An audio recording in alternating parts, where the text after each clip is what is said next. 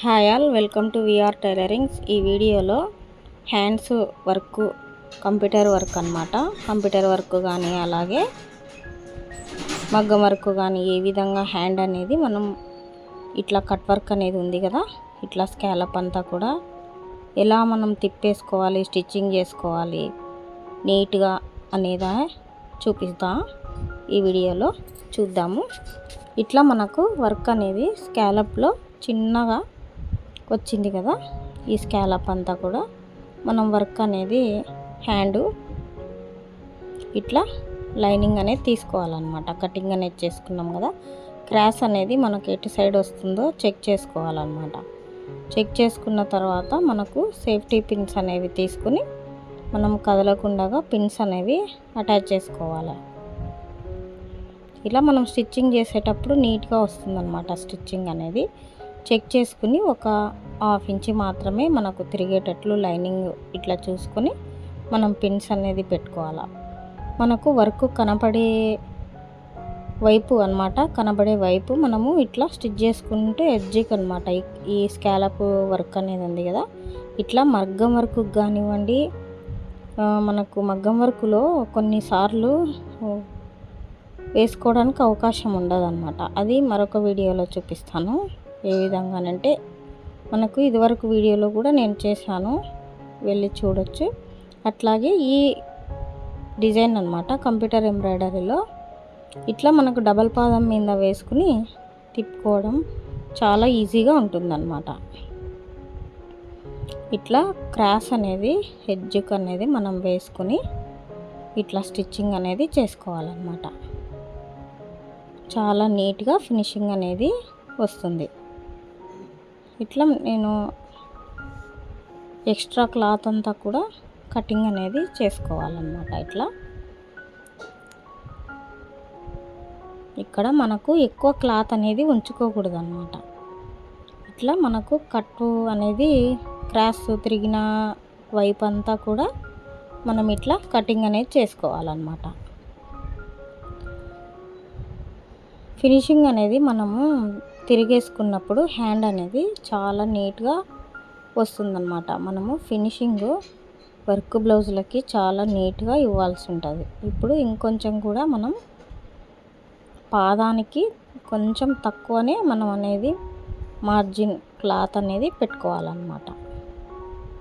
ఇట్లా కట్టు వంకు తిరిగిన కాడంతా దారం అనేది కట్టు కాకుండా థ్రెడ్ ఇట్లా మనం కచ్చా పీసులు అనేది అక్కడక్కడ పెట్టుకోవాలన్నమాట. ఇలా పెట్టుకుని మనము హ్యాండ్ అనేది తిరగేసుకోవాలన్నమాట. హ్యాండ్ అనేది చూడండి ఇట్లా మనం ఫినిషింగ్ చేసుకోవాలన్నమాట. ఇట్లా ఫినిషింగ్ చేసుకుని ఒక్కొక్క స్కాలప్కి మనం ఇట్లా హ్యాండ్తో ఇలా ఫినిషింగ్ చేసుకోవాలి. ఇలా ఫినిషింగ్ చేసుకున్న తర్వాత మనము ఒకసారి ఐరన్ అనేది కంపల్సరీ వాడాలండి. ఐరన్ చేసుకోవాలన్నమాట. ఐరన్ చేసుకుంటే చాలా నీట్గా వస్తుంది. లేదు అంటే లైనింగ్ అనేది మనకు బయట పక్కకు కనబడుతూ ఉందన్నమాట. మనము స్కాలప్ స్టిచ్చింగ్ చేసుకునేటప్పుడు కూడా దారం అనేది థ్రెడ్ దగ్గరికి కుట్ట అనేది పెట్టుకొని వేసుకోవాలి. చూడండి ఐరన్ చేసిన తర్వాత ఎంత నీట్గా ఉందో. ఇట్లా మనకు స్కాలప్ అంతా ఇట్లా తిరగాలన్నమాట. చూడండి ఇప్పుడు లైనింగ్ అనేది కనపడదు. పై కుట్ట అనేది వేయాల్సిన అవసరం లేదండి. ఇట్లా పై కుట్ట అనేది వేస్తే బాగోదన్నమాట. ఈ వర్క్ బ్లౌజులకి పైన కుట్ట అనేది కనపడుతూ ఉంటుందన్నమాట. అట్లా కాకుండా మనం ఇట్లా ఐరన్ చేసుకున్నట్లయితే నీట్ ఫినిషింగ్ అనేది వస్తుందన్నమాట. ఇట్లా 2 హ్యాండ్స్ కూడా ఇదే విధంగా మనం స్టిచ్చింగ్ అనేది చేసుకుని సైజ్ చేసి పెట్టుకోవాలన్నమాట. మొత్తం ఓవరాల్గా బ్లౌజ్ అంతా అయిన తర్వాత ఏ విధంగా ఉందన్నది వర్క్ బ్లౌజ్ చూపిస్తాను చూడండి. ఈ వర్క్ బ్లౌజ్లో నేను ప్యాడెడ్ బ్లౌజ్ అనేది స్టిచ్చింగ్ చేశాను.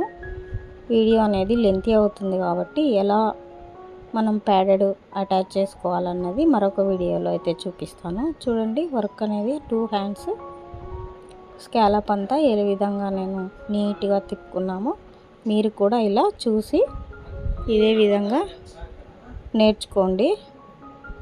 అదేవిధంగా మొత్తం చూడండి, బ్లౌజ్ అంతా స్టిచ్చింగ్ అయిపోయిన తర్వాత ఎలా ఉందో మనం ఐరన్ అనేది కంపల్సరీ వాడాలి. ఈ ప్యాడెడ్ బ్లౌజు ఫ్రంట్ సైడ్ మనం ప్యాడెడ్ ఏ విధంగా స్టిచ్ చేసుకోవాలన్నది ప్రిన్సెస్ కట్తో మరొక వీడియోలో చూపిస్తాను.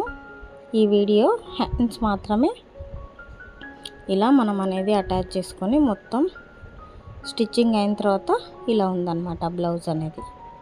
ఇట్లా ఈ అమ్మాయి చాలా సన్నగా ఉంటుంది కాబట్టి మనకు షోల్డర్ అనేది 2 ఇంచ్ మాత్రమే పెట్టాను. ఇట్లా వస్తుందన్నమాట మొత్తం ఓవరాల్గా బ్లౌజ్ అనేది.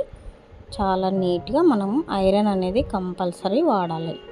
వాడినప్పుడే మనకు బాగుంటుంది. ఈ వీడియో మీకు అర్థమైందని అనుకుంటున్నాను. మీకు నచ్చినట్లయితే ఒక లైక్ చేయండి, అలాగే సబ్స్క్రైబ్ చేసుకోండి. Thank you for watching.